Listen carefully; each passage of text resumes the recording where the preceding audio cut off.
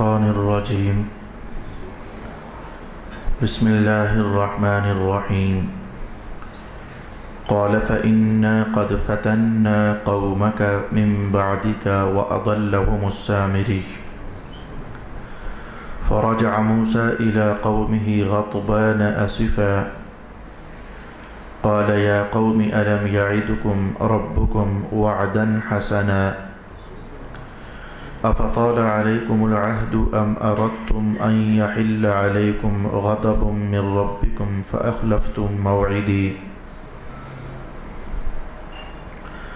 قالوا ما أخلفنا موعدك بملكنا ولكننا حملنا أوزارا من زينة القوم فقذفناها فكذلك ألقى السامري فأخرج لهم عجلا جسدا له خوار فقالوا هذا إلهكم وإله موسى فنسي أفلا يرون ألا يرجع إليهم قولا ولا يملك لهم ضرا ولا نفعا ولقد قال لهم هارون من قبل يا قوم إنما فتنتم به وإن ربكم الرحمن فاتبعوني وأطيعوا أمري قالوا لن نبرح عليه عاكفين حتى يرجع إلينا موسى قال يا هارون ما منعك إذ رأيتهم ضلوا ألا تتبعني أفعصيت أمري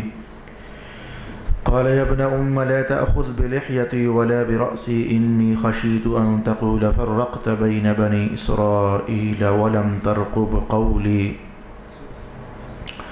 قال فما خطبك يا سامري قال بصرت بما لم يبصروا به فقبضت قبضة من أثر الرسول فنبذتها وكذلك سولت لي نفسي قال فاذهب فإن لك في الحياة أن تقول لا مساس وإن لك موعدا لن تخلفه وانظر إلى إلهك الذي ظلت عليه عاكفا لنحرقنه ثم لننصفنه في اليم نسفا إنما إلهكم الله الذي لا إله إلا هو وسع كل شيء علما كذلك نقص عليك من أنباء ما قد سبق وقد آتيناك من لدنا ذكرا من أعرض عنه فإنه يحمل يوم القيامة وزرا خالدين فيه وساء لهم يوم القيامة حملا صدق الله مولانا العظيم الصلاة والسلام عليك يا سيدي يا رسول الله الصلاة والسلام عليك يا سيدي يا حبيب الله الصلاة والسلام عليك يا سيدي يا شفيع المذنبين وعلى آلك وأصحابك يا سيدي يا رحمة للعالمين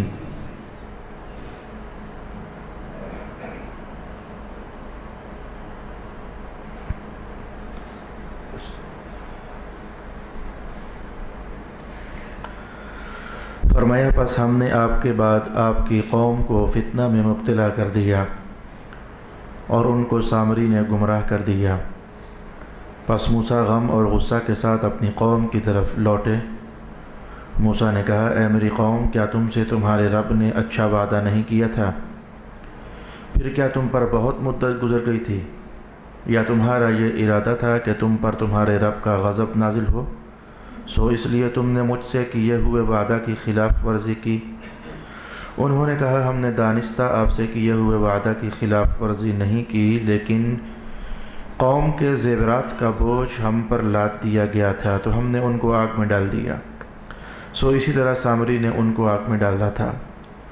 بس اس نے ان کے لیے بچھڑے کا مجسمہ بنایا جس کی بیل کی طرح آواز تھی، تو لوگوں نے کہا یہ ہے تمہارا معبود اور موسیٰ کا معبود، موسیٰ تو بھولا رہا تھا۔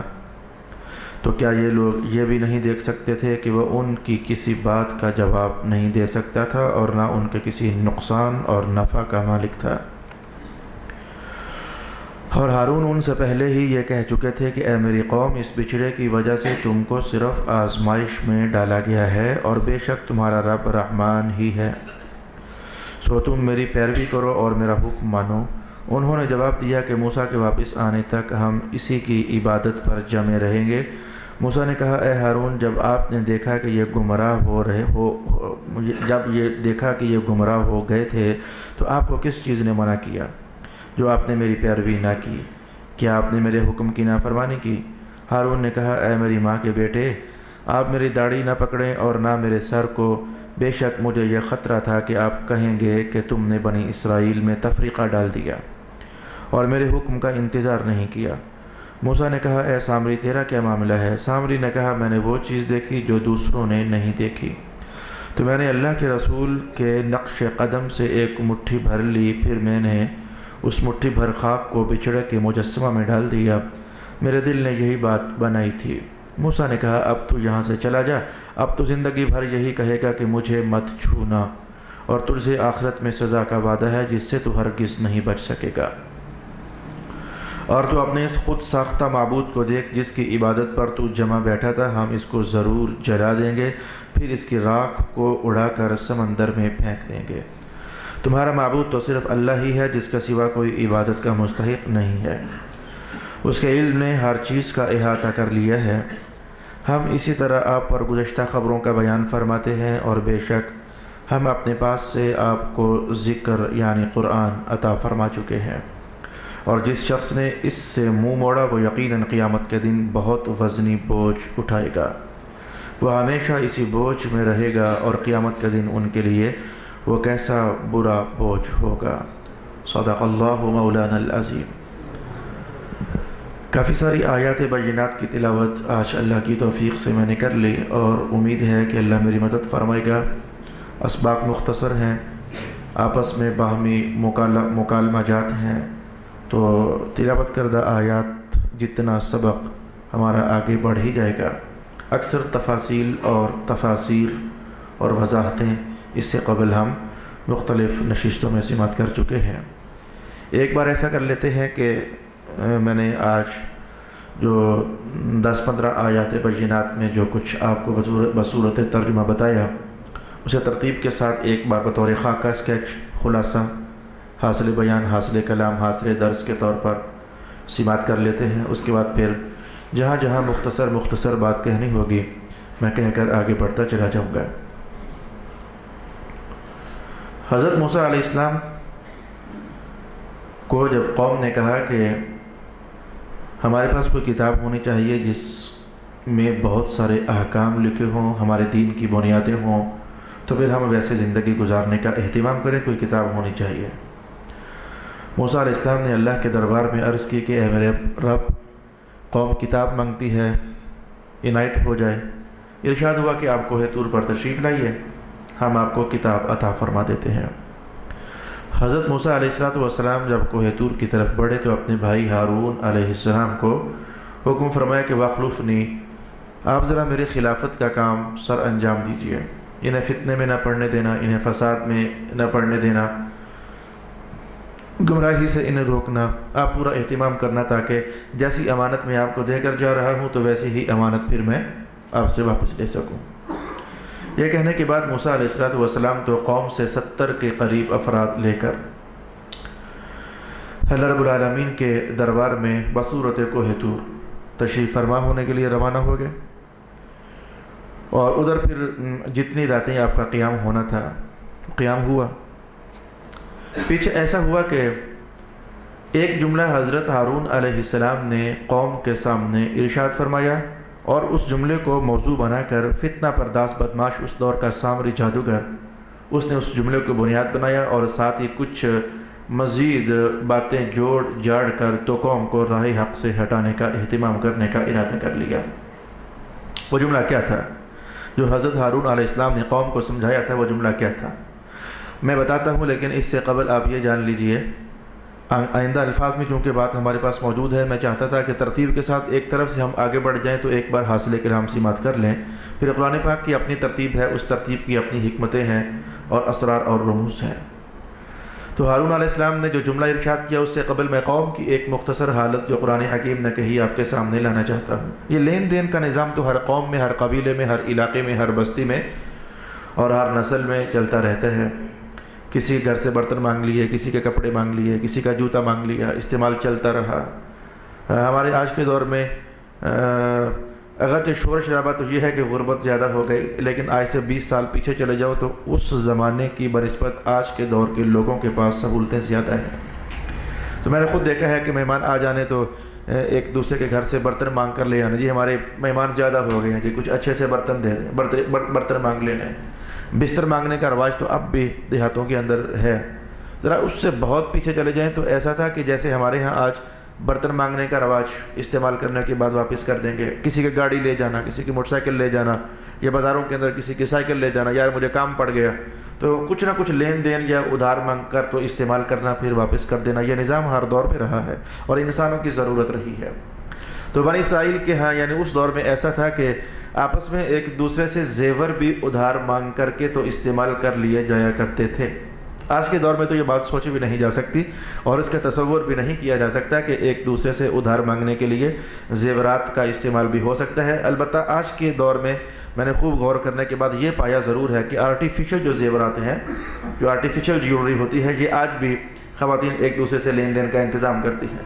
وہ ہوتا یہ ہے کہ انہوں نے 20 رنگ کے جوڑے بنائے ہوتے ہیں، خواتین کا نظام، اور 20 رنگ کے جوڑوں کے ساتھ جوتے بھی 20 ہی رنگ کے ہونے چاہیے، جیولری بھی اسی ہی طرز کی میچنگ کے ساتھ ہونی چاہیے۔ ہر دور کا اپنا کلچر ہوتا ہے۔ تو پھر وہ جب دیکھا کہ میرے پاس تو یہ کپڑے اس رنگ کے ہیں، جیولری نہیں ہے، تو آنٹ گوانٹ سے ذرا منگوا لیا، اپنا گزارا چلا لیا۔ یہ آرٹیفیشل جیولری ہے، یہ آج بھی لین دین کا نظام ہے، لیکن اس دور میں جو جینون اور اوریجنل زیورات ہوتے تھے وہ ایک دوسرے سے لے کر استعمال کرنے کا نظام تھا۔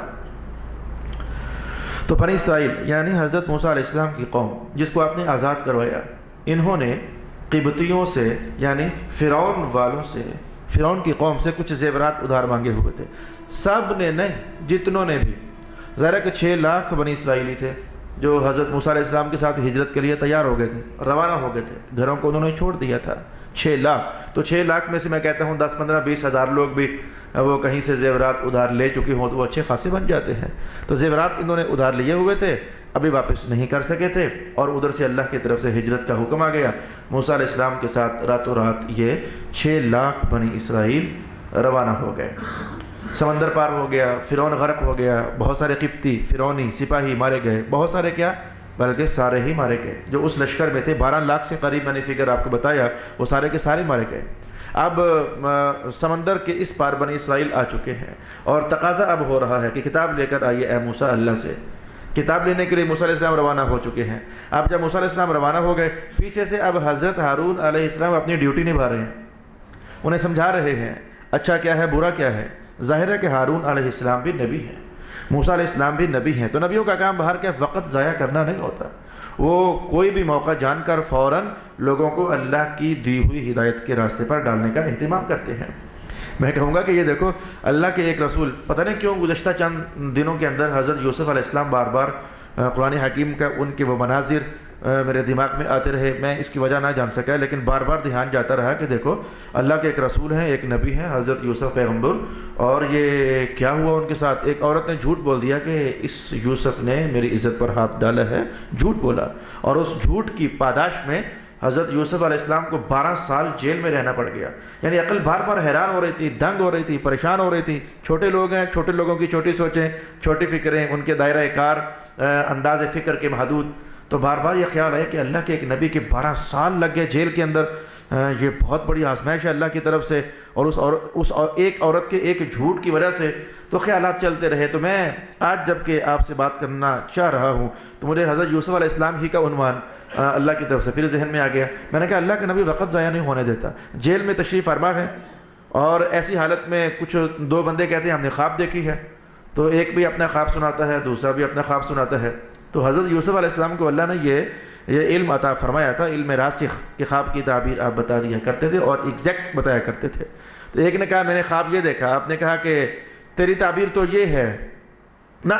جب دونوں نے اپنی خواب بتائی تو کہا اچھا میں تمہیں خواب کی تعبیر بتاتا ہوں، ذرا وہ جو بندہ ادھر گیا ہے ذرا آ لے، میں تمہیں خواب کی تعبیر بتاتا ہوں. کچھ درمیان میں ٹائم کی مہلت آپ نے پا کر کے تو ساتھ ہی کہا ہاں مجھے یہ بتاؤ کہ ایک اللہ بہتر ہوتا ہے کہ زیادہ اللہ بہتر ہوتے ہیں. مجھے تھوڑا سا وقت پایا, میں دیکھ رہا ہوں کہ ایک نبی جیل کے اندر بیٹھ کر کے تو تھوڑا سا وقت بھی فرصت کا پا کر کے تو قوم کو کیسی اللہ کی ہدایت کی طرف بلا رہا ہوتا ہے. بس میں نے یہ ایک جملہ وہاں سے حاصل کرنا چاہا. وہ تو پھر کہانی میں آپ کو بتا چکا ہوں, سورہ یوسف اس سے آج سے بہت سال پہلے میں آپ کو سنا چکا ہوں کہ پھر جب دونوں کی خوابوں کی تعبیر بتائی نا تو ایک نے کہا میں نے تو ایویں کہا تھا, جھوٹ بولا تھا, میں نے تو خواب دیکھی نہیں ہے. یوسف علیہ السلام نے کہا دیکھی تھی کہ نہیں دیکھی تھی؟ آپ نبی کی زبان سے نکل گیا ہے, جو بولا ہے وہ کر رہے ہیں. کہا دیکھی تھی یا کہ نہیں دیکھی تھی. یہ سورہ یوسف کے الفاظ جا کر کے 12ویں سپارے میں پڑھے جا سکتے ہیں. تو ہارون علیہ السلام نے موقع کو غنیمت جانا. ہارون موسیٰ بھائی گئے ہوئے ہیں کتاب لینے کے لیے, قوم کتاب کا انتظار کر رہی ہے, تو چلو مذہبی سرگرمیاں شروع کرنی چاہیے, کچھ اچھی بری باتوں کو کھولنا چاہیے تاکہ ہدایت آنے سے, کتاب آنے سے پہلے ہی ہدایت کے لیے قوم کا ذہن تیار ہو چکا ہو. تو آج آپ نے ایک تلقین قوم کو فرمائی. وہ قوم کی تلقین جو فرمائی وہ کیا تھی؟ تلقین یہ تھی کہ بھائی دیکھو جو تم نے قبطیوں سے زیورات مانگے ہوئے ہیں, میں آپ کو یہ کہانی بتا چکا تھوڑی دیر پہلے, وہ جو آپ نے قبطیوں سے زیورات مانگے ہوئے ہیں تو بھائی وہ زیورات تمہارے تو نہیں ہیں, تم نے تو ادھار مانگے ہوئے تھے, تمہیں واپس کر دینے چاہیے تھے, تم نے واپس نہیں کیے ہیں. اچھا اب واپس نہیں کیے تو اب یہ ہمارے مذہب کا مسئلہ ہے, میں کیسے اس کی ڈیٹیل آپ کو بتاؤں کہ بعض اوقات ایسا ہوتا ہے کہ کافروں کا مال مال غنیمت بھی شمار ہو جاتا ہے. بہت سارے احوال ایسے ہوتے ہیں کہ جن احوال میں کافروں کا مال مال غنیمت شمار ہو جاتا ہے.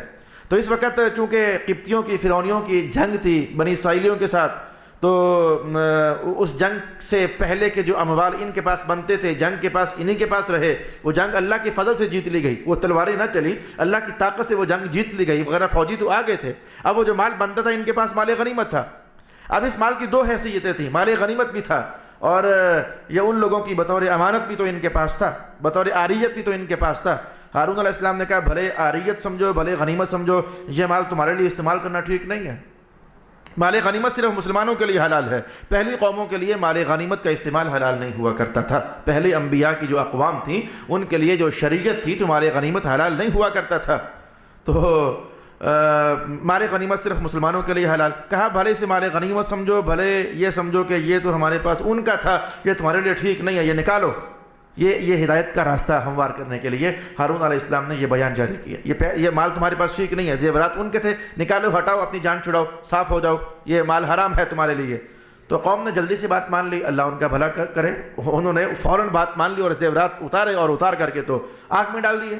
اب یہ جہاں تک معاملہ ہوا, جہاں تک تو معاملہ خیر پر مشتمل تھا, ایک نبی کی تلقین تھی, ہدایت تھی, تو زیورات آگ میں ڈال دیے, پگھل گئے. ادھر شیطان نے سامری جادوگر کے دل میں یہ بات ڈالی ہوئے موقع بن گیا ہے. وہ 2-3-4 خیالات اس کے دل میں ڈال دیے. مثلا ایک تو یہ ڈالا کہ موسیٰ علیہ السلام تو ہے نہیں, ہارون اکیلے ہیں, تو اکیلے ہارون کیا کر لیں گے؟ ظاہر ہے 2 1 اور 1 ہوتے تو 2 ہیں, لیکن قوت کے اعتبار سے ہم کہتے ہیں 11, 1 اور 1 11 ہم کہتے ہیں نا. تو شیطان نے دل میں خیال ڈالا کہ ہارون اکیلے, موسیٰ ادھر ہے, تو 1 رہ گیا, 1 کو سنبھالا جا سکتا ہے. شیطان دل میں خیال ڈال رہا ہے سامری جادوگر کے, اور دیکھو اس نے زیورات بھی آگ میں ڈال دیے. اور دوسری بات یہ ہے کہ ان زیورات سے شیطان نے دل میں خیال ڈالا کہ ایسا کرتے ہیں کہ ان کو اکٹھا کر کے تو ایک مجسمہ تیار کرتے ہیں. اور سامری کے دل میں یہ بات بھی ڈال دی, اے سامری تجھے پتہ تو ہے یہ قوم وہ قوم ہے جو یہ کانسیپٹ رکھتی ہے کہ رب وہ ہوتا ہے جو دکھا کرے. قرآن حکیم نے اس بات کو بیان کیا, لَن نُؤْمِنَ لَكَ حَتَّى نَرَى اللَّهَ جَهْرَةً, اے موسیٰ ہم آپ کی بات نہیں مانیں گے جب تک اللہ کو سامنے نہ دیکھیں. تو قوم کا خیال ہے, شیطان پٹیاں پڑھا رہا ہے سامری کو, بھئی دیکھ موسیٰ ادھر ہے, ہارون ادھر, کام آسان لگتا ہے. اور دوسری بات یہ ہے کہ یہ قوم ایسی ہے جو دکھنے والا خدا پسند کرتی ہے, تو ایسا کر, شیطان تیسری پٹی پڑھا رہا ہے, ایسا کر یہ جو زیورات انہوں نے پگھلا دیے ہیں ان کے تو کسی کام کے نہیں رہے, انہوں نے اپنے نبی کی بات مان لی ہے, تو پکڑ کر کے مجسمہ بنا دے. اور مجسمہ بنا کس کا؟ ایک بچڑے کا, گائے کا, بیل کا مجسمہ بنا دے. اس نے جلدی سے مجسمہ بنا دیا. چوتھا خیال شیطان نے اس کے دل میں یہ ڈالا, اے سامری تو جبریل کو زمانوں سے جانتا ہے, اے سامری تو جبریل کو زمانوں سے جانتا ہے. یہ زمانوں سے جاننے کا معنی کیا تھا یہ بھی جان لیں, اس سے پہلے میں آپ کو بتا چکا ہوں, لیکن یہاں نہیں, سبزی منڈی کے درس قرآن میں یہاں نہیں. یہ جبریل کو جاننے کا مسئلہ کیا تھا؟ جس سال فرعون نے بیٹوں کو ذبح کرنا ہوتا تھا, آپ جانتے ہیں کہ موسیٰ علیہ السلام اسی سال پیدا ہوئے, اللہ نے بچا لیا. جس سال بیٹوں کو ذبح کرنا تھا, یہ سامری جادوگر بھی اسی سال اللہ نے پیدا کیا. اللہ اپنا دوست بھی اسی سال پیدا کر رہا ہے اور اپنا دشمن بھی اسی سال پیدا کر رہا ہے. دوست کو بھی بچا رہا ہے, دشمن کو بھی بچا رہا ہے. ایک تاریخ رقم ہونی تھی, اللہ کی اپنی حکمتیں ہیں. تو موسیٰ علیہ السلام کو تو فرعون کے گھر پلوایا, اللہ رب العالمین نے پرورش دلوائی موسیٰ علیہ السلام کو تو. لیکن سامری جادوگر کو اللہ رب العالمین نے یوں پالا اور پلوایا اور پرورش دی کہ اس کی ماں کے دل میں خیال ڈالا کہ اس کو فلانی غار میں پھینکا جا کر, بچنا ہوا تو بچ جائے گا. تو سامری کی ماں اپنے بیٹے سامری کو لے کر ایک پہاڑ کی غار میں جا کر ڈال آئی تھی. تو اللہ نے جبریل امین کو کئی بار بھیجا. جبریل امین آتے اپنی انگلی سامری کے منہ میں ڈال دیتے اور وہ چوستا, اس میں سے نہ جانے کیا کیا ذائقے اور غذائیں حاصل ہوتی. وہ انگلی چوس کر کے تو جوان ہوا حضرت جبریل علیہ السلام کی. تو کئی بار دیکھا ہوا تھا, کئی بار سامری نے دیکھا ہوا تھا. تو اب شیطان نے اگلا خیال کیا ڈالا, جب یہ لشکر فرعونی اور بنی اسرائیلی سمندر سے پار تھے, ابھی ڈوبنے کا معاملہ واقعہ نہیں ہوا تھا, تو اس دن بھی حضرت جبریل آئے تھے, فرشتوں کا لشکر لے کر آئے تھے.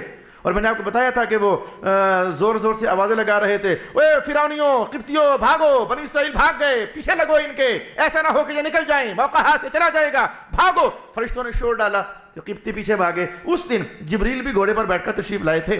تو سامری جادوگر نے اس جگہ جہاں سے حضرت جبریل امین کا گھوڑا پاؤں رکھ کر اٹھاتا, وہاں سے ایک مٹھی بھر مٹی بھی اٹھا لی تھی. وہ جانتا تھا کہ یہ بندہ وہ ہے, جبریل وہ بندہ ہے کہ جو میرے منہ میں انگلی ڈالا کرتا تھا تو اندر سے شہد اور مکھن کے ذائقے آیا کرتے تھے, یہ کوئی باکمال آدمی ہے. تو اس نے اس کے گھوڑے کے نیچے سے وہ مٹھی ایک مٹھی بھر اٹھا لی اور قرآن نے اس کو نقل کیا, فَقَبَضْتُ قَبْضَةً مِّنْ أَثَرِ الرَّسُولِ. اور وہ اللہ کا رسول تھا جبریل, اس کے گھوڑے کے کھر کے نیچے سے قبضتاً میں نے ایک مٹھی بھر مٹی اٹھا لی. تو شیطان نے دل میں ڈالا, وہ جو باکمال بندے کے گھوڑے کے پاؤں کے نیچے سے مٹی اٹھائی تھی, پھر اس مٹی کو ایسا کرنا, اس بچڑے کے منہ میں ڈال دینا, تو پھر دیکھنا اس کی برکت سے یہ نہ بولنے والا بچڑا لگتا ہے کہ کچھ بولے گا. تو اس نے پھر وہ مٹی ڈالی اور مجسمے کے اندر ڈال دی. اب یہ 4 شرارتیں شیطان نے دل میں ڈالی. موسیٰ علیہ السلام ادھر کتاب لینے گئے ہوئے ہیں, بات ذرا لمبی ہو گئی. ہارون علیہ السلام قوم کو سمجھا رہے ہیں, یہ زیورات اچھی چیز نہیں ہے, یہ تمہارے نہیں ہے, پھینک دو. آگ میں ڈال دیے گئے. سامری نے پکڑا, مجسمہ بنا دیا, اور وہ مٹھی بھر مٹی جس کا حوالہ قرآن نے دیا اس نے بچڑے کے منہ میں ڈال دی. تو اس میں سے آواز آنے لگ گئی. تو سامری کو کافی ساری کامیابی حاصل ہوئی. اس نے شور ڈال دیا, 1 کو ملایا 7, 2 کو ملایا 7, 4 کو ملایا 7, 10 کو ملایا 7, اور کافی سارے جب 7 مل گئے, 6 لاکھ میں سے صرف 12,000 مسلمان بچے. باقی 5 لاکھ اور باقی سارے ہزار وہ سارے کے سارے سامری کے پیچھے لگ گئے. 12,000 مومن بچے. اگرچہ مجھے اس جگہ سے ایک جملہ بہت اچھی طرح سمجھ آ رہا ہے, ماحول بھی بتا رہا ہے, قرآن بھی سمجھا رہا ہے, حضور بھی ارشاد فرمائے گئے تھے کہ جو زمانہ آگے بڑھتا چلا جا رہا ہے, کامل ایمان والے کم ہوتے چلے جائیں گے. شرارتیوں کا طوفان ہوگا, بدتمیزوں کا طوفان ہوگا. میں کہتا ہوں آج کل کے ماحول میں دیکھو, مشٹنڈے, لفنگے, جنہیں مسجد کا راستہ نہیں آتا, کبھی ان سے کہو کہ آؤ یار میلاد کا جلسہ ہے, درس حدیث ہے, درس قرآن ہے, درس فقہ ہے, جمعہ ہے, مجلس خیر ہے, محفل ذکر ہے, آؤ یار, تو شاید انہیں مسجد میں آنا نصیب نہ ہو. اور وہ مشٹنڈے رات کو 12 بجے تک ہلڑ گلڑ, شرارتیں, شور شرابے. میں ابھی بھی آیا تو یہاں کوئی جلسہ پتہ نہیں کس پارٹی کا ہو رہا تھا. تو ایمانیاتی لوگ ہمیشہ کم ہوتے ہیں اور شرارتوں سے بھرے ہوئے لوگ, یہ بڑی پرانے زمانے کی تاریخ ہے, یہ ہمیشہ زیادہ ہوتے ہیں. تو اس نے کہا کہ وہ تم کہتے نہیں تھے کہ رب وہ ہوتا ہے جو دکھا کرتا ہے, تو رب تو یہ ہے. فنسیا, اور موسیٰ علیہ السلام پر تہمت لگا دی. موسیٰ تو بھول گئے, وہ رب کو ڈھونڈنے پتہ نہیں کہاں چلے گئے. موسیٰ بھول گئے, ناسیا, موسیٰ بھول گئے, رب تو یہ ہے. تو قوم تو پہلے ہی سے تیار تھی کہ رب وہ ہوتا ہے جو دکھے. اور لگے ہاتھوں ساتھ یہ بھی ہو گیا کہ مجسمے بولا نہیں کرتے تھے لیکن اس میں سے آواز بھی آ رہی تھی. یہ انہیں اچھا خاصا مغالطہ پڑ گیا. ہاں واقعی رب تو یہ ہے. 12,000 مومن بچے, باقی سارے کے سارے کافر ہو گئے. موسیٰ علیہ السلام کو جب رب کائنات نے کہا کہ پیچھے حالات خراب ہو چکے ہیں, جہاں سے آج ہمارا سبق شروع ہو رہا ہے آیات کی ترتیب میں, کہا حالات خراب ہو چکے ہیں, آزمائش ہے تھی, قوم بگڑ گئی ہے, گمراہ ہو گئے ہیں. سامری نے بڑی بدماشی کی ہوئی ہے, انہیں گمراہ کر دیا. قد ضلوا اضلهم السامری, سامری نے انہیں گمراہ کر دیا ہے. موسیٰ علیہ السلام کا تو بڑے جلیل القدر اور جلالت مآب رسول تھے. جناب علی نبوت کا جلال جوبن پر ان کی ایسی تاثیر انہوں نے کیا کیا ہے میرے آنے کے بعد. واپس آئے اور آ کر کہا کہ بتاؤ میں چند دنوں کے لیے تو گیا تھا, تمہارے کہنے پر گیا تھا. یہ میں آہستہ بول رہا ہوں, موسیٰ علیہ السلام نے, آپ تو جلال میں تھے, تمہارے کہنے پر ہی گیا تھا, کتاب لینے کے لیے گیا تھا, میرا بھائی تمہارے پاس تھا, وہ تمہیں سمجھاتا رہا, تم نے یہ کیا بدتمیزی کی ہے, تم نے ایک مجسمے کو خدا بنا لیا, بہت جلال کیا. اور ہارون علیہ السلام اپنے بھائی موسیٰ علیہ السلام کا جلال پہلے سے جانتے تھے, تو اپنی طرف مخاطب ہونے سے پہلے کہنے لگے, اور بھائی مجھے کچھ نہ کہنا, میری داڑھی نہ پکڑنا, میرا سر نہ پکڑنا, میں نے حق ادا کیا تھا, میں نے سمجھایا تھا انہیں. پہلے ہی سے کہنے لگے میں نے سمجھا دیا تھا انہیں.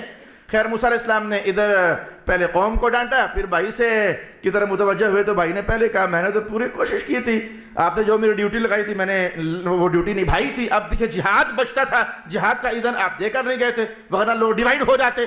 تو لوگوں میں تفریقہ ڈالنا, ڈیوائیڈ کرنا, آپس میں ہی ان کو لڑا دینا, یہ حکم آپ دے کر نہیں گئے تھے.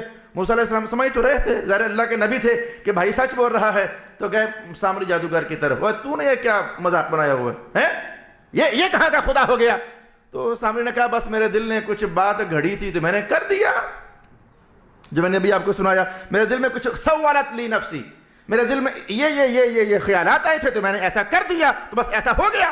موسیٰ علیہ السلام کی زبان سے اس کے خلاف بد دعا نکل گئی. کہا آج کے بعد تو زندگی بھر یہی کہتا رہے گا, لا مساس, مجھے چھونا مت. بس یہ جملہ منہ سے نکل گیا. تو ہوتا یہ کہ جیسے ملاقات کرتے ہیں, السلام علیکم, وعلیکم السلام, ہم آج آپس میں میں کہتا ہوں السلام علیکم نہ بھی ہونا تو لوگ ویسے ہی ملاقات, ہاتھ سے ہاتھ مارا, پنجہ پھینک گیا, سلام کیا, وہ ہم پھر سلام کیا, مسلمان کا ماحول ہے اس لیے سلام کیا. تو پنجہ پھینکنا, ہاتھ ملانا, بغل گیر ہونا, یہ تو ہر قوم کے اندر ہوا کرتا تھا. تو سامری اس دن کے بعد, سامری کے ساتھ جو بندہ بھی پنجہ پھینکتا, ہاتھ ملاتا, تو اس سے بھی تیز بخار ہو جاتا اور سامری کو بھی تیز بخار ہو جاتا. ایک بار ایسا ہوا, دو بار ایسا ہوا, وہ سامری کو وہ جملہ بار بار یاد آنے لگ گیا موسیٰ علیہ السلام کا, کہ انہوں نے کہا تھا کہ آج کے بعد تو کہے گا کہ مجھے مت چھونا. جب بھی کوئی ملنے کے لیے آتا تو یہ دور سے شور ڈالتا, مجھے مت چھونا ہوئے, دور رہے ہوئے, نہ چھیڑ مجھے ہوئے, میرے ساتھ ہاتھ نہ ملا ہوئے. پتہ تھا کہ بخار اسے بھی ہو جائے گا اور بخار مجھے بھی ہو جائے گا. یہ اللہ کے عذاب والا بخار تھا. یہ سارے حالات تھے, یہ سارے واقعات تھے جو کہ رب کائنات نے یہاں تک ہمیں ارشاد فرمائی ہے. میں نے ایک بار خلاصہ کلام کے طور پر آپ کی خدمت میں پیش کر دیے. اب میں چاہتا ہوں کہ ذرا جو ترجمہ ہم نے دیکھا, ترجمے کی دہرائی ہی ہوگی, آیات بھی پڑھتے جاتے ہیں. کوئی بات اگر درمیان میں رہ گئی ہوئی تو میں انشاءاللہ وہ بھی آپ کی خدمت میں بیان کر دوں گا. تو پھر آخر میں رب کائنات نے کہا اے ہمارے پیارے محمد صلی اللہ علیہ وسلم, بس ایسے ہی ہم آپ کو گزشتہ زمانوں کی کہانیاں آپ کو بتاتے رہتے ہیں, آپ کو سناتے رہتے ہیں, آپ پر اتارتے رہتے ہیں. وغیرہ کہاں موسیٰ علیہ السلام کا زمانہ اور کہاں حضور رحمت عالم علیہ السلام. یہ جملہ قرآن حکیم کا, ہم آپ کو یہ باتیں بتاتے رہتے ہیں. ما قد سبق, جو اس سے پہلے کی حالات ہو چکے, ہم آپ کو اے محمد پیارے بتاتے رہتے ہیں. یہ جملہ خاص کر کے یہ خالص اہل سنت و جماعت کے مسلک کی عکاسی کرتا ہے. ہم یہی کہتے ہیں کہ رسول اللہ کے پاس گزشتہ زمانوں کا سارا علم یہ اللہ دیتا ہے تو حضور کو پتہ چل جاتا ہے. یہی ہمارا عقیدہ ہے. اور آئندہ زمانوں کا سارا علم یہ اللہ تعالیٰ عطا فرماتا ہے تو حضور رحمت عالم کو معلوم ہو جاتا ہے. یعنی اللہ علم دینے والا, رسول اللہ علم لینے والے, تو لینے والا اور دینے والا کبھی برابر نہیں ہوتے. یہ وضاحت ہم نے ہزاروں بار کی بھی ہے, بولی بھی ہے, سیکھی بھی ہے, سنی بھی ہے, سنائی بھی ہے. لیکن اس کے باوجود اپنے ذہن میں باطل خیالات بھرنے والے لوگ آج تک یہی شور ڈالتے ہیں کہ انہوں نے شرک کر دیا, نبی کو اللہ سے ملا دیا. حالانکہ نبی اللہ کے برابر کبھی بھی نہیں ہو سکتی. اللہ علم سے نوازنے والا ہے, نبی اپنے دامن رحمت میں علم سمیٹنے والے ہوتے ہیں. آئیں قرآن کے الفاظ سماعت کرتے ہیں. قال فإنا قد فتنا قومك من بعدك, اے موسیٰ ہم نے آپ کی قوم کو آزمائش میں ڈال دیا تھا. وہ آزمائش میں ڈالنے کا معنی یہ کہ ہم ہی نے سامری کو پالا تھا, وغیرہ اسی دن مار دیتے, فرعون کے ہاتھوں مروا دیتے. حق اور سچ کی پہچان کروانے کے لیے حق تب واضح ہوتا ہے جب باطل بھی سامنے نظروں سے گزرے. حق تب واضح. مجھے کل ایک نوجوان کہنے لگا کہ میرے والد صاحب نے مجھے بہت تنگ کیا ہے, ظلم کیا ہے میرے اوپر, بڑے زمانوں سے ظلم کیا ہے. میں نے کہا پھر, کہا دیکھو یہ تازہ ترین ظلم یہ ہے کہ اس نے اپنی ساری جائیداد ایک بھائی کے نام لگا دی ہے.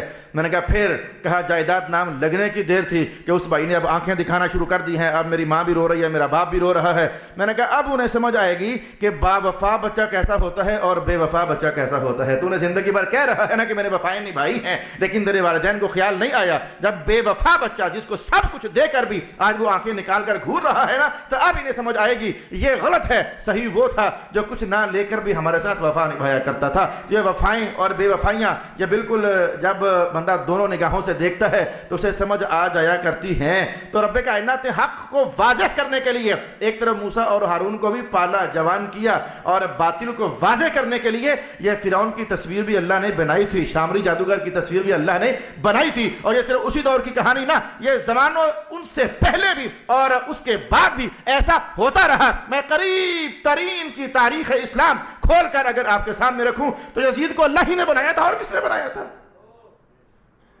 پہلے چلے جاؤ تو شیطان کو اللہ ہی نے بنایا تھا، اور کس نے بنایا تھا؟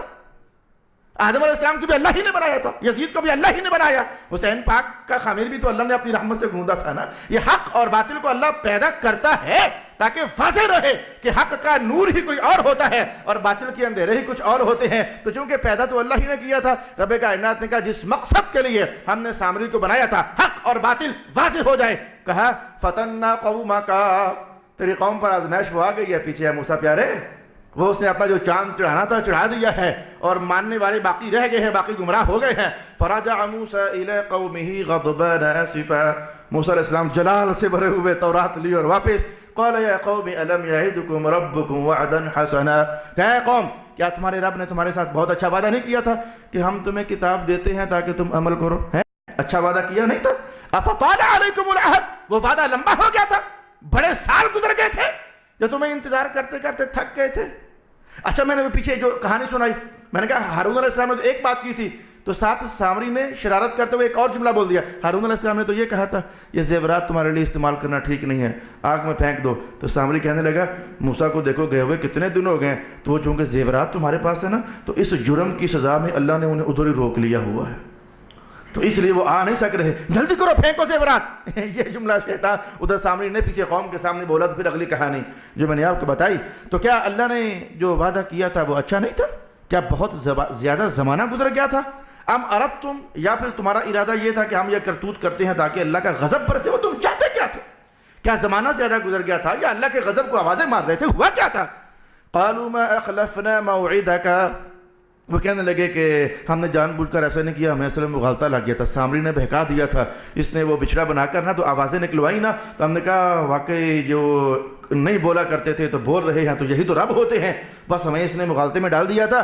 لیکننا حملنا اوزارا من زینت القوم، وہ قوم کی جو زینت تھی، زیورات، وہ ہمارے اوپر لادے گئے تھے، تو اس نے کہا کہ پھینکو، ہم نے پھینک دیے۔ فقذفناها فكذلك القى السامری، ہم نے آگ میں پھینکے تو سامری نے پھر اس کے بعد جو کرنا تھا کر لیا۔ فاخرج لهم عجلا جسدا له خوار، تو سامری نے پھر ان پگھلے ہوئے زیورات سے ایک بچھڑا بنا لیا۔ فقالوا هذا الہکم، کہا یہ ہے تمہارا رب، والہ موسیٰ، موسیٰ کا بھی پروردگار، فنسیا، موسیٰ بھول گئے، رب تو یہ تھا، پتہ نہیں کہاں جا رہے ہیں گھومتے ہوئے۔ یہ تفسیر کا ایک پہلو ہے، یہ تفسیر کا ایک پہلو ہے کہ کہنے والا سامری تھا، یہ لفظ کہنے والا سامری تھا کہ یہ ہے تمہارا رب، موسیٰ کا رب، موسیٰ بھول گئے۔ اور تفسیر کا پہلو نمبر 2 یہ ہے کہ سامری کا جملہ یہاں تک پورا ہو گیا، یہ ہے تمہارا رب اور موسیٰ کا رب، سامری کا کلام پورا ہو گیا، آگے سے اللہ کا کلام ہے۔ تفسیر کا پہلو نمبر 2 یہ ہے کہ آگے سے اللہ کا کلام ہے۔ جب اس نے کہا نا یہ ہے موسیٰ کا رب اور تمہارا رب، چپ ہوا، ساتھ ہی رب کائنات نے کہا ناسیا، یہ بھول گیا سامری بھول گیا، یہ بھول گیا ہے، اللہ کہہ رہا ہے ناسیا، یہ سامری بھول گیا ہے، اسے پتہ نہیں چلتا۔ افلا يرون اللہ يرجع الیہم قولا ولا يملک لهم ضرا ولا نفعا، یہ بھول گیا ہے، اسے پتہ نہیں کہ یہ بچھڑا نہ کوئی نفع دے سکتا ہے، نہ کوئی نقصان دے سکتا ہے، نہ یہ ان کی بات کا جواب دے سکتا ہے۔ یہ سامری بھول گیا، یہ دیکھو یہ کیسی باتیں کر رہا ہے۔ جملہ محفوظ کیا، نفع نہیں دے سکتا، نقصان نہیں دے سکتا، کون؟ وہ بت۔ نفع نہیں دے سکتا اور نقصان نہیں دے سکتا، کون؟ وہ بت۔ یہ جملے ہمیشہ قرآن بتوں کے لیے بولتا ہے۔ مسلمانوں کی گلیوں میں رہنے والے کچھ لوگ ایسے ہیں جو ہمیشہ یہ بتوں والے جملے اٹھا کر کے اولیاء اللہ پر لگا دیتے ہیں۔ یہ اولیاء نہ نفع دے سکتے ہیں اور نہ یہ نقصان دے سکتے ہیں۔ ہم اہل سنت کا ایمان اور عقیدہ یاد رکھیں، یہ خود کچھ بھی نہیں کر سکتے، لیکن یہ اللہ کی عطاؤں کے مظہر ہوتے ہیں۔ جب اللہ چاہتا ہے تو اپنے بندوں کے ہاتھوں سے لوگوں کو نفع بھی دلوا دیتا ہے اور نقصان بھی دلوا دیتا ہے۔ بھئی یہ اللہ جب چاہتا ہے اپنی قدرت کا اظہار کرنا تو ایسا ہو جاتا ہے، لیکن خود بخود یہ ایسا نہیں کرتے جب تک اللہ کی طرف سے اذن نہیں آ جاتا۔ لیکن ہوشیار باش، اس مقصد کی خاطر میں نے کہا یہ بات تو بتوں کے لیے ہوتی ہے، لیکن بڑے زمانوں سے ان لوگوں کی چال بازی شرارت چلی آ رہی ہے کہ یہ اولیاء کو کہا جا رہا ہے داتا صرف اللہ ہے، تو فلانا صرف اللہ ہے، تو غوث صرف اللہ ہے، وہ اپنی شرارتیں کرتے رہیں، آپ اپنے مقصد سے غرض رکھیں۔ تو فرمایا کہ یہ بھول گیا، سامری بھول گیا، اسے پتہ نہیں ہے کہ یہ تو کسی بات کا جواب نہیں دے سکتا، نہ یہ کسی نفع کا مالک ہے، نہ کسی نقصان کا مالک ہے۔ وَلَقَدْ قَالَ لَهُمْ هَارُونُ مِنْ قَبْلُ، رب کائنات نے ہارون علیہ السلام کی طرفداری میں کچھ وحی کا حصہ قرآن میں اتارا اور کہا کہ ہارون تو ان کو پہلے سمجھا چکے تھے۔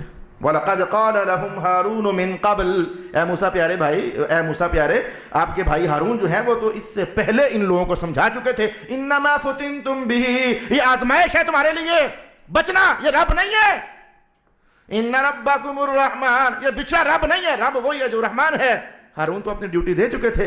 فاتبعونی، میری تابعداری کرو، واطیعوا امری، میری بات مانو، یہ جھوٹ ہے، سامری جھوٹا ہے، یہ بچڑا خدا نہیں ہے۔ ہارون تو ڈیوٹی دے چکے۔ قالوا لن نبرح علیہ عاکفین، قوم کہنے لگی نہیں رب دکھا کرتا ہے۔ موسیٰ کا کون سا رب ہے جو دکھتا نہیں ہے؟ جو دکھے نا وہ رب کیسا ہوا؟ مولا کائنات نے قرآن کی سورت نمبر 2 میں یہی تو کہا، یؤمنون بالغیب، یہ آواز بڑی پرانی ہے، دکھے تو رب، جو نہ دکھے تو رب نہیں۔ تمہارا امتحان یہ ہے، دیکھا نہیں ہے، محمد کے کہنے پر رب ماننا پڑے گا۔ یؤمنون بالغیب، اچھا کہنے لگے کہ یہ ہے نا رب، ہم تب تک عبادت کرتے رہیں گے جب تک موسیٰ آ نہیں جاتے، حتیٰ یرجع الینا موسیٰ، موسیٰ آئیں گے، ہمیں دیکھیں گے تو پھر انہیں خود ہی یاد آ جائے گا، میں کہاں بھولا رہا، رب تو یہ ہے۔ دیکھنا ہارون، خود یاد آ جائے گا انہیں، رب تو یہ ہے، ہم نہیں ہٹتے، آنے دو موسیٰ کو، پھر اس کے بعد فیصلہ ہوگا۔ قال یا ہارون ما منعک اذ رأیتہم ضلوا، یہ جملہ سننے سے پہلے آپ کو پہلے ترجمہ سن لیں تاکہ آپ کے ذہن میں تھوڑا سا رولا پڑے، اور پھر اس کا جواب ماحول سے نکال کر آپ کو بتاؤں۔ موسیٰ علیہ السلام نے کہا بھائی جب تو نے دیکھا جو تھا قوم گمراہ ہو رہی ہے تو تو نے ان کو منع کیوں نہ کیا؟ حالانکہ رب کائنات نے کہا منع کیا تھا، ہارون نے منع کیا تھا۔ موسیٰ علیہ السلام کا یہ کہنا، اور تو نے بھائی میرے منع کیوں نہ کیا؟ جو میں امانت دے کر کیا تھا سنبھالا کیوں نہ؟ یہ اصل میں محاورہ ہوتا ہے۔ میں آپ کے گھروں میں جاؤں گا، جلدی سے آپ کو بات سمجھ آ جائے گی۔ آپ کئی بار گھر سے جب باہر جاتے ہو تو چھوٹے بچے گھر میں ہوتے تو کوئی گھر کا سیانہ کہہ جاتی دھیان رکھیں ہر طرح بچوں کا، کوئی شرارت نہ کریں، کوئی نقصان نہ کریں، کچھ ایسا ویسا نہ ہو جائے، اور آپ واپس آؤ تو کوئی نقصان ہو چکا ہو، تو باوجود اس بات کے کہ آپ کو پتہ ہوتا ہے کہ بچوں کی ماما نے آخر روکا ہی ہوگا، سمجھایا ہوگا، سارا کچھ کیا ہوگا، لیکن آپ ایک بار آ کر کہتے ضرور ہو نہ، وہ تو بچے تھے تو آپ پاس کیا کر رہی تھی؟ پتہ ہوتا ہے انہیں کہ سمجھایا ہوگا اس نے، منع کیا ہوگا اس نے، روک ٹوک کی ہوگی اس نے، اور یہ تو بچے تھے تو آپ کی میں ڈیوٹی لگا کر کیا تھا، پھر بھی آپ نے وہ آگے سے کہتی ہے اللہ والے میں نے تو بڑی کوشش کی تھی، بچے ہیں شرارتیں کرتے، جیسے یہ ایک ماحول ہوتا ہے نا کہ آنے والا ایک بار خطاب کرتا ضرور ہے۔ موسیٰ علیہ السلام نے اسی سینس میں، اور پیارے بھائی میں ڈیوٹی بھی لگا کر گیا تھا، پھر یہ کیا حال بنا دیا؟ حالانکہ رب کائنات بتا چکا ہے کہ انہوں نے ڈیوٹی نبھائی تھی، لیکن یہ محاورہ ہوتا ہے، جیسے کہ یہ محاورہ ہوتا ہے۔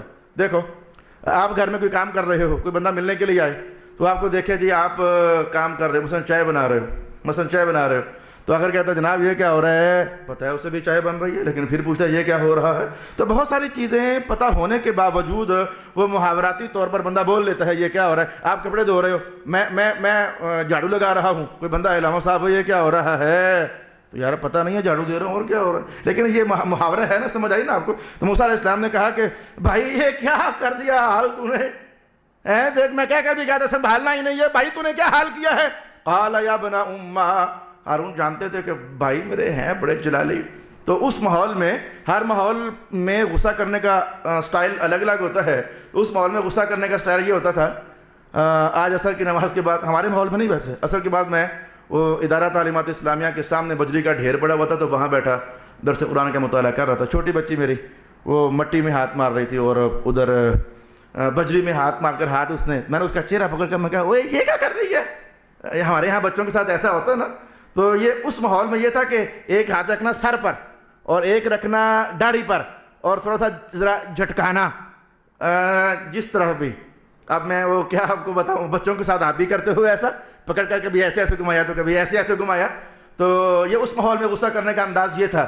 تو ہارون سمجھتے تھے کہ اب اگر بھائی نے کیا غصہ تو غصہ کرتے ہوئے یہ ایک ہاتھ لائیں گے میری داڑھی پر، ایک لائیں گے میرے سر پر، اور اگر انہوں نے مجھے تھوڑا کچھ جھنجھوڑ دیا تو قوم سمجھے کہ دونوں بھائی آپس میں لڑ گئے، تو یہ بڑا مزہ آ جائے گا، یعنی قوم کو مزہ آئے گا، خوش ہوگی یہ دونوں بھائی آپس میں لڑ گئے۔ تو پہلے کہنے لگے یا ابن امہ، میری ماں کے بیٹے، لا تاخذ بلحیاتی، میری داڑھی نہ پکڑنا، ولا براسی، میرا سر بھی نہ پکڑنا، اور میری ماں کے بیٹے، یہ نہ کہا میرا بھائی، ماں کا حوالہ دیا، دیکھا ہم دونوں ایک ہی ماں کے بیٹے ہیں، لا تاخذ بلحیتی ولا براسی، میرا سر نہ پکڑنا، میری داڑھی نہ پکڑنا، انی خشیت ان تقول، میرے پاس آپشن تھا ایک، میں آخر کار جب یہ نہیں مان رہے تھے میں جہاد کرواتا، لڑائی کرواتا ان کی، لیکن وہ آپ کیا کرنے گئے تھے؟ لڑائیاں ہوتی، فرقے بن جاتے اور جماعتیں بن جاتی، میں اس کے ساتھ لڑوں گا، یہ اس کے ساتھ لڑے گا، اور ہٹو تو کون ہوتا ہے، کئی جماعتیں بن جاتی تو معاملہ اور تباہ ہو جاتا۔ تو میرے دل میں یہ خیال آیا تھا کہ جہاد کا آپشن رہ گیا ہے، لیکن وہ آپ کیا کرنے گئے تھے؟ اگر میں وہ کرتا تو پھر یہ لوگ سارے اور بٹ جاتے، تو پھر آپ آ کر مجھے یہ کہتے فرقت بین بنی اسرائیل، یہ تو نے کیا فرقہ واریت بنا دی ہے بنی اسرائیل میں، اے میرے بھائی۔ تو میں تو پھر اس لیے کہ کل کو آپ آ کر مجھے یہ جملہ نہ کہیں، میں رک گیا تھا، ورنہ تلواریں مار کر کے ان کافروں کو مروا دیا جاتا۔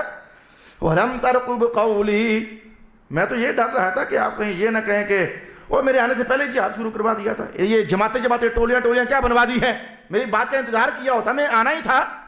تو بھائی میں آپ کی طرف سے ان باتوں کو سوچ کر پھر میں نے جہاد نہ کروایا تھا، کہیں آپ آ کر یہ نہ کہیں، یہ نہ کہیں، یہ نہ کہیں وغیرہ، میں تو تیار تھا۔ اور موسیٰ علیہ السلام سمجھ رہے تھے بھائی صحیح کہہ رہے ہیں، چلو جو ایک محاورہ تھا بولا، اور ساتھ ہی سامری کو مخاطب کیا، قال فما خطبک یا سامری، و سامری تو نے کیا کہ چاند چڑھایا ہوا، تجھے شرم نہ آئی، تو نے قوم کو برباد کر دیا اور یہ کیا بت پرستی پر لگا دیا۔ قال بصرت بما لم يبصروا به، اب وہ سچائی لا رہا ہے سامنے۔ سامری نے کہا میں نے وہ دیکھا جس قوم کو پتہ ہی نہیں تھا، وہ حضرت جبریل علیہ السلام کا معاملہ، میں اسے پہچانتا تھا، اس کی انگلیوں سے نکلنے والی برکات کو پہچانتا تھا، اور پھر میں نے وہ گھوڑا بھی دیکھا تھا، یہ ان باقیوں نے گھوڑا نہیں دیکھا تھا، وہ سمندر کے اس پار، تو جہاں وہ گھوڑا لگا تھا اپنا پاؤں لگاتا تھا، میں نے وہ جگہ دیکھی تھی۔ تو پھر کیا ہوا، فَقَبَضْتُ قَبْضَةً مِّنْ أَثَرِ الرَّسُولِ، میں نے وہاں سے مٹھی بھر مٹی اٹھائی تھی، فَنَبَذْتُهَا، پھر وہ میں نے اس کے اندر ڈالی تھی۔ ائمہ تفسیر نے کہا اس کے مطلب یہ ہوا کہ جو اللہ کے پاکیزہ بندے ہوتے ہیں وہ تو وہ ہیں، ان کے گھوڑوں کی پاؤں کی مٹی میں بھی اللہ نے بڑی برکتیں رکھی ہوئی ہوتی ہیں، اور یہ عقیدہ ایک کافر بندہ بنا رہا ہے، کافر ہو کر کے تو وہ بھی سمجھتا ہے کہ جبریل اللہ کا پاکباز بندہ ہے، وہ تو جبریل ہے، اس کے گھوڑے کے پاؤں کے نیچے جو مٹی ہے مجھے لگتا ہے کہ وہ بھی بے جان کو بولنے پر مجبور کر سکتی ہے، وہ بھی یہ بات سمجھتا تھا۔ الحمدللہ ہم اہل سنت کا یہی عقیدہ ہے کہ اہل اللہ اولیاء اللہ یہ اللہ کے عطاؤں کے مظہر ہوتے ہیں، جب اللہ چاہتا ہے ان کے وجود سے برکات کا اظہار کرنا تو بہت ساری برکات کا اظہار کر دیا کرتا ہے۔ یہ حضرت جبریل علیہ السلام کے گھوڑے کے پاؤں کی برکت ہے کہ مٹھی بھر مٹی اٹھا کر کے جب اس بت کے اندر پھینکی تو وہاں سے بھی جو آواز آنی تھی وہ آنے لگ گئی۔ قال فاذهب، موسیٰ علیہ السلام نے اس کو سزا دی اور کہا کہ دفع ہو جا یہاں سے، ان لک فی الحیات، تیری ساری زندگی ان تقول لا مساس، تو یہی کہتا رہے گا مت چھونا مجھے، مت چھونا مجھے۔ بخار میں نے پہلے آپ سے کہا وان لک موعدا لن تخلفہ، یہ تیری دنیا کی سزا ہے، آخرت میں ایک ایسی سزا ہے جس سے تو کبھی بچ نہیں سکے گا۔ وانظر، اب دیکھنا ذرا میرے جانے کے بعد جو تو نے کیا، الہ بنایا جھوٹا، وانظر الی الہک، اب دیکھ میں تیرے خدا کے ساتھ حشر کیا کرتا ہوں، اس کا سلوک کیا کرتا ہوں۔ ظلت علیہ عاکفا، جس کے سامنے میرے جانے کے بعد تو مسلسل عبادت کے لیے بیٹھا رہا، دیکھ میں اس کا حشر کیا کرتا ہوں۔ لنحرقنہ، میں اسے جلا کر راکھ کر دوں گا۔ ثم لننسفنہ فی الیم نسفا، اور پھر میں اس کی خاک سمندروں میں اڑا دوں گا۔ انما الہکم اللہ الذی لا الہ الا ہو، یہ رب نہیں ہے جو جل کر راکھ ہو جائے، سمندروں کی نظر ہو جائے، خاکستر ہو جائے، رب یہ نہیں ہے، رب وہ ہے جس سے میں ابھی ہو کر آ رہا ہوں اور تجھے اور مجھے پیدا کرنے والا ہے۔ الہکم اللہ الذی لا الہ الا ہو وسع کل شیء علما، یہ بڑی چوٹ ماری موسیٰ علیہ السلام نے، اللہ اکبر، بڑی چوٹ ماری۔ دھیان رکھو میں تصویر بناؤں تاکہ یہ چوٹ سمجھ تو آئے نا۔ کہا ایک میرا الہ تھا جس کے پاس میں گیا تھا، اور ایک یہ تیرا الہ ہے، دیکھ میرے الہ نے تو مجھے بتا دیا تھا کہ ادھر کیا ہو رہا ہے، تو تیرا الہ تجھے بتا نہ سکا کہ موسیٰ تیرے ساتھ حشر کیا کرنے والے ہیں۔ الہ وہ ہوتا ہے جس کا علم ہر شے پر محیط ہوتا ہے، میرے الہ کا علم ہر شے پر محیط تھا، اور تیرا کرتوت مجھے اس نے ادھر ہی بتا دیا تھا، اور اگر یہ بھی الہ ہوتا تو یہ تیرے کان میں بات ڈال نہ دیتا، او سامری موسیٰ آ رہا ہے، او مجھے بچانا، مجھے آگ میں ساڑ دے گا، بہا دے گا سمندر میں، اور تجھے کہے گا لا مساس، تجھے بددعا دے دے گا۔ او سامری جان کر لے، تیرا الہ اگر جانتا ہوتا تو بولتا نا۔ الہ وہ ہوتا ہے جو دلوں کے اندر پیدا ہونے والے خیالات کو بھی جانتا ہوتا ہے اور خیالات کو پیدا ہونے سے پہلے بھی جانتا ہوتا ہے۔ انما الہکم اللہ الذی لا الہ الا ہو، اس کے سوا کوئی الہ نہیں ہے۔ وسع کل شیء علما، اس کا علم ہر شے کو محیط۔ کذالک نقص علیک من انباء الرسل، اتنی لمبی کہانی سنائی رب کائنات نے حضور رحمت عالم کو، اور ابھی باقی تھی، بہت سارے معاملات باقی تھے، لیکن میں نے آپ کو کئی بار کہا یہ اللہ رب العالمین کے بیان کا اپنا انداز ہے کہ عنوان کبھی یہ چھیڑا، کبھی عنوان یہ چھیڑا، کبھی عنوان یہ چھیڑا، ہر عنوان چھیڑنے کے بعد اپنا رخ خطاب حضور رحمت عالم کی طرف، قاری قرآن کی توجہ لگانی ہوتی ہے رسول اللہ کی طرف۔ اب یہ گزشتہ کافی سارے صفحات گزر گئے اور کہانیاں ابھی اور بھی باقی تھیں، لیکن مولا کائنات نے ساتھ ہی کہا کذالک نقص علیک، محبوب ایسے ہم آپ کو باتیں بتاتے ہیں پچھلے زمانے والوں کی، من انباء ما قد سبق، جو اس سے پہلے ہو گیا، گزشتہ خبریں ہم آپ کو بتاتے ہیں۔ وقد آتیناک من لدنا ذکرا، اور ہم نے آپ کو قرآن دیا ہے، اپنے پاس سے ہم نے آپ کو قرآن دیا، ذکر یعنی قرآن دیا۔ من اعرض عنہ، جو اس قرآن سے انحراف کرے گا، منہ موڑے گا، فإنہ یحمل یوم القیامۃ وزرا، قیامت والے دن وہ بہت وزنی بوجھ اٹھانا پڑے گا اسے، جو قیامت سے منہ پھیرے گا قیامت کے بڑا بوجھ اٹھانا پڑے گا اسے۔ خالدین فیہ، اور وہ ہمیشہ اسی بوجھ میں رہے گا، ہمیشہ اس قرآن کے بوجھ، اللہ کی پکڑ کی طرف اشارہ ہے، اللہ کی عذاب کی طرف۔ وَسَاءَ لَهُمْ يَوْمَ الْقِيَامَةِ حِمْلًا، اور قیامت کے دن ان کے لیے وہ کیسا برا بوجھ ہوگا۔ میں نے اللہ سے توفیق مانگی تھی، سبق محسوس بھی آپ کر کے کہ آسان تھا، کہ آج ذرا بڑا سارا جمپ لگا لینا چاہیے 10-15 آیات کا۔ انشاءاللہ العزیز یہاں سے اللہ تعالیٰ نے کچھ قیامت کے احوال، یہاں ہمارا سبق رک رہا ہے، قیامت کے کچھ احوال ارشاد فرمائے ہیں۔ یوم ینفخ فی الصور، سور پھونکا جائے گا۔ میں چاہوں گا کہ احادیث شریفہ میں کیا بیان کیا گیا ہے سور کے متعلق آپ کو بتایا جائے۔ وَنَحْشُرُ الْمُجْرِمِينَ يَوْمَئِذٍ زُرْقًا، مجرم طبقے کی آنکھیں قیامت والے دن نیلی ہو جائیں گی، یہ آنکھوں کا نیلا ہو جانا یا مجرموں کے چہرے کا کالا ہو جانا، یہ قرآنی عنوانات ہیں۔ یوم تبیض وجوہ وتسود وجوہ، یہ کچھ حقائق ہیں۔ یتخافتون بینہم ان لبثتم الا عشرا، اور ایک دم سے پھر عنوان کا تبدیل کر دینا۔ یہ انشاءاللہ کچھ دلچسپ حقائق ہیں، وہ اگلی نشستوں میں ہم سیکھنے کا اہتمام کریں گے۔ وآخر دعوانا ان الحمد للہ رب العالمین۔